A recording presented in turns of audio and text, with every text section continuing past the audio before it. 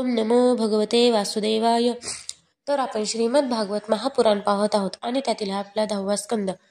10व्या स्कंदातील अध्याय 55व्या अध्यायामध्ये आपण प्रद्युम्नाचा जन्म आणि शंभरासुराचा वध पाहणार आहोत. श्री सुख म्हणतात, वासुदेवांचा अंश असणाऱ्या कामदेवाला शिवांच्या क्रोधाग्नीने पूर्वी जाळून टाकले होते. आता पुन्हा शरीर धारण करण्यासाठी त्याने वासुदेवांचाच आश्रय घेतला. तोच काम यावेळी श्रीकृष्णापासून रुक्मिणीच्या ठिकाणी उत्पन्न झाला. तो प्रद्युम्न नावाने प्रसिद्ध झाला. तो कोणत्याही बाबतीत पित्यापेक्षा कमी नव्हता. प्रद्युम्नाला अजून 10 दिवस सुद्धा झाले नव्हते तेवढ्यात तो आपला शत्रू आहे हे जाणून इच्छेनुसार रूप घेणारा शंभरासूर त्याला पळवून घेऊन गेला आणि त्याला समुद्रात फेकून देऊन आपल्या घरी परतला. प्रद्युम्नाला समुद्रात एका मोठ्या माशाने गिळून टाकले. एकदा कोळ्यांनी मोठ्या जाळ्यात इतर माशांसह या माशालाही पकडले. त्यांनी तो मासा शंभरासुराला भेट म्हणून दिला. शंभरासुराच्या आचार्यांनी तो अद्भुत मासा पाकगृहात नेऊन कुऱ्हाडीने तोडला. आचार्यांनी माशाच्या पोटात बालक पाहून ते शंभरासुराशी दासी मायावतीकडे सोपविले. तिच्या मनात शंका उत्पन्न झाली. तेव्हा नारदांनी येऊन तिला त्या मुलाचे मूळ स्वरूप, उत्पत्ती, माशाच्या पोटात जाणे इत्यादी सर्व सविस्तर सांगितले. ती मायावती म्हणजे कामदेवाची कीर्तिमती पत्नी रतीच होती. ज्या दिवशी शंकरांच्या क्रोधाग्नीने कामदेवाचे शरीर भस्म झाले त्या दिवसापासून तो त्याचा देह पुन्हा उत्पन्न होण्याची वाट पाहत होती. त्याच रतीला शंभरासुराने आपल्या घरी स्वयंपाक करण्यासाठी नेमले होते. तिला ते मूल म्हणजे कामदेव आहेत असे कळले तेव्हा ती त्याच्यावर अतिशय प्रेम करू लागली. तो कृष्णकुमार थोड्याच दिवसात तरुण झाला.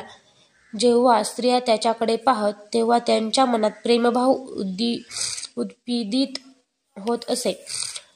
हे राजा, कमलदलाप्रमाणे विशाल नेत्र, गुडघ्यापर्यंत लांब हात आणि मनुष्य लोकात सर्वात सुंदर शरीर असणाऱ्या त्यांच्याकडे लज्जापूर्ण हास्ययुक्त भ्रूविलासाने रती पाहत असे आणि प्रेमाने स्त्री पुरुषांसंबंधी भाव व्यक्त करीत त्याची सेवा करीत असे. श्रीकृष्णनंदन प्रद्युम्नाने तिला म्हटले, आई, तुझी बुद्धी कशी बदलली? तू आईची माया टाकून माझ्याशी कामिनीप्रमाणे वागत आहेस. रती म्हणाली, हे प्रभो, आपण स्वतः भगवान नारायणांचे पुत्र आहात. आपल्याला त्यांच्या घरातून शंभरासुराने पळवून आणले होते. आपण माझे पती कामदेव आहात आणि मी आपली धर्मपत्नी रती आहे.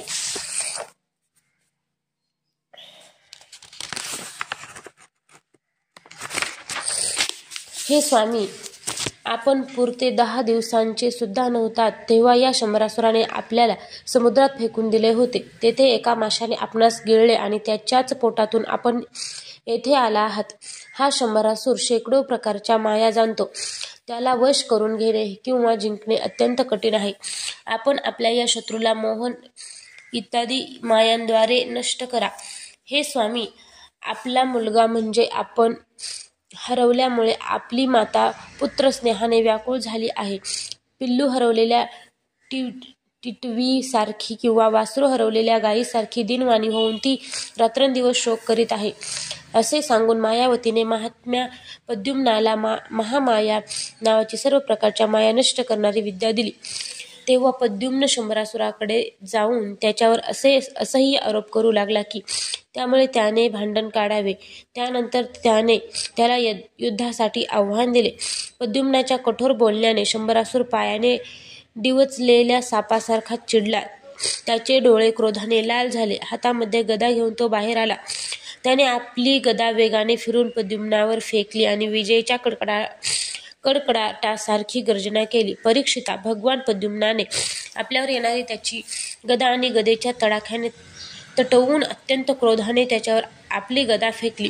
तेव्हा त्या दैत्याने मायासुराने दिलेल्या असुरी मायेचा आश्रय घेतला व आकाशात जाऊन तेथूनच प्रद्युम्नावर तो अस्त्रांचा वर्षाव करू लागला. महारथी प्रद्युम्न त्या अस्त्रांच्या वर्षावाने व्यथित झाला. तेव्हा त्याने सर्व मायांचा नायनाट करणाऱ्या सत्वमय महाविद्येचा प्रयोग केला. त्यानंतर शंभरासुराने यक्ष, गंधर्व, पिशाच, नाग आणि राक्षसांच्या शेकडो मायांचा त्याच्यावर प्रयोग केला, परंतु कृष्ण कुमाराने त्या सर्वांचा नाश केला. त्यानंतर त्याने एक तीक्ष्ण तलवार हातात घेऊन वेगाने शंभरासुराचे किरीट, कुंडलांनी सुशोभित आणि लाल दाढी मिशा असलेले डोके धडापासून वेगळे केले. देव फुलांचा वर्षाव करीत स्तुती करू लागले. त्यानंतर आकाशातून फिरू शकणाऱ्या मायावतीने त्याला आकाशमार्गाने द्वारकेत नेले. परीक्षिता, विजेसह असणाऱ्या मेघाप्रमाणे दिसणाऱ्या प्रद्युम्नाने आकाशातून शेकडो रमणी निवास करीत असलेल्या उत्तम अंतपुराण पत्नीसह प्रवेश केला. प्रद्युम्नाचे शरीर पावसाळ्यातील मेघाप्रमाणे श्यामवर्ण होते. त्याने रेशमी पितांबर परिधान केला होता. गुडघ्यापर्यंत पोहोचणारे त्याचे हात लांब होते. नेत्र लालसर होते. सुंदर मुखमंडलावर मंद हास्य तरळत होते. त्याच्या मुखकमलावर काळे कुरळे केस भ्रमरासारखे झेपावत होते. अशा त्याला पाहताच त्या सगळ्या जणी त्याला श्रीकृष्ण समजून संकोचाने इकडे तिकडे लपून राहिल्या. नंतर हळूहळू त्या स्त्रियांना समजले की हे श्रीकृष्ण नाहीत, कारण त्यांच्यापेक्षा याच्यामध्ये काहीतरी वेगळेपणा आहे. तेव्हा त्या चकित होऊन अत्यंत आनंदाने या सुंदर दाम्पत्याकडे आल्या. त्याच वेळी डोळ्यांच्या कडा लालसर असलेली मधुरभाषिणी रुक्मिणी तेथे आली. तिला आपल्या हरवलेल्या मुलाची आठवण झाली आणि पुत्रप्रेमाने तिच्या स्तनातून दूध स्रवू लागले. रुक्मिणी विचार करू लागली, हे नररत्न कोण आहे? हा कमलासारखे डोळे असलेला पुत्र कोणाचा आहे? कोणत्या भाग्यवान स्त्रीने याला आपल्या गर्भामध्ये धारण केले असेल? याला ही कोण पत्नी म्हणून मिळाली आहे? माझा सुद्धा लहान मुलगा हरवला होता. त्याला सुतिकागृहातूनच पळवले होते. तो जर कुठे जिवंत असेल तर त्याचे वय आणि रूप याच्यासारखेच असेल.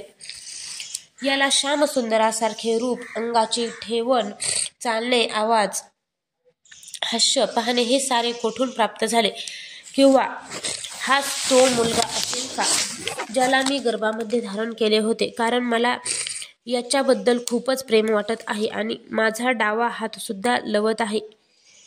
रुक्मिणी असा विचार करीत होती. त्याच वेळी पवित्र कीर्ती श्रीकृष्ण देवकी वासुदेवांसह तेथे आले.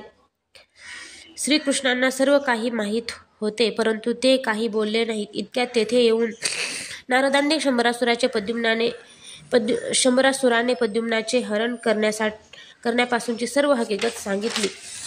नारदांच्या तोंडून या सर्व आश्चर्यकारक घटना ऐकून श्रीकृष्णांच्या अंतपुरातील स्त्रिया आश्चर्यचकित झाल्या आणि पुष्कळ वर्षपर्यंत हरवल्यानंतर परत आलेल्या प्रद्युम्नाचे मेल्यानंतर पुन्हा जिवंत होऊन आल्याप्रमाणे कौतुक करू लागले.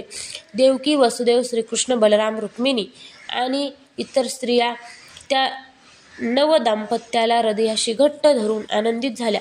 द्वारकेतील लोकांना जेव्हा हे समजले की हरवलेला प्रद्युम्न परत आला आहे, तेव्हा ते आपापसात म्हणू लागले, अहो, ही किती भाग्याची गोष्ट आहे की हा मुलगा जणू मरून परत जिवंत होऊन आला. प्रद्युम्न सर्व बाबतीत वडिलांच्या सारखाच असल्यामुळे त्याला पाहून त्याच्या मातांना सुद्धा तो पतीच वाटत असे व त्यांच्या मनात मधुर भाव उत्पन्न होई, यात काही आश्चर्य नाही. कारण प्रद्युम्न हा मुळात स्मरण होताच मन चंचल करणारा काम होता. त्यात तो त्रिभुवन सुंदर श्रीकृष्णाचे प्रतिबिंब होता. तो समोर दिसल्यावर असे होणे स्वाभाविकच होते. तर मग त्यांना पाहून अन्य स्त्रियांची अवस्था काय होईल हे काय सांगावयास पाहिजे. अध्याय 55 समाप्त.